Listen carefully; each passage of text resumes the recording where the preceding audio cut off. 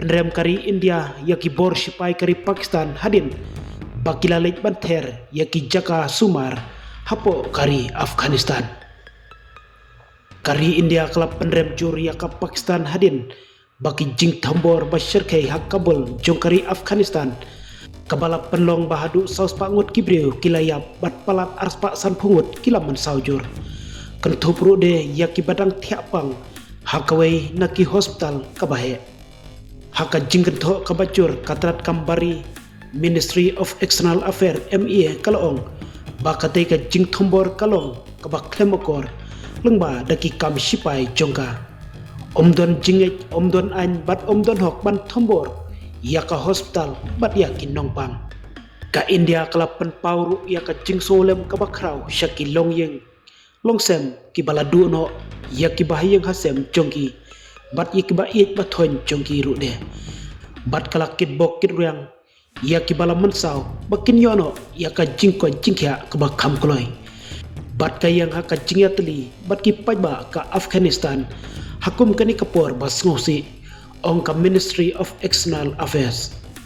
layat hu bakatai ka jing tombor daki bor sipai ka Pakistan yaki jaka sumar kadai yaka hospital kabadon arhajar jingthya hak Kabul kabadai ka jaka sumar yaki bakerni di drugs.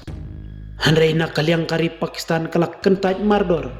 bakala tombor yaki jingte jongki riu pajba. Menteri katanat ai jingte ke Pakistan kata u atula tarar ulah kentaj yaki teki jingkeno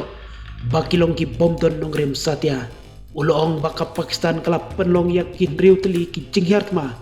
batikna batmu bat batubit kabatmu tangi ki jaka badon ki leno bat ki jingtai sipai hak Kabul bat nagarhar om semla tombor ya kano ko hospital bat om semla tombor ya ki jakari pajba ki thong kilong ya ki jingtai chungki sipai bat ki leno kenthop ya ki jaka bu tiar siat bat ki tiar stat bat ki wei ki jing pedrung ki baydai bat ki kam persya ya ka Pakistan ulong biang kumban supen kenmau badai hakamit jungka sngining kong mentaka tayuhi hakapor kembak kendai bajet damit kiling sunya pom kari Pakistan kilather ia kawai ka hospital kabadon hak Kabul kanong ba jongkari Afghanistan hakaba layo jingtip kumba saus pangut kibriu kilayap hakatai ka jingsha terbom da kiling sun ya pom kari Pakistan.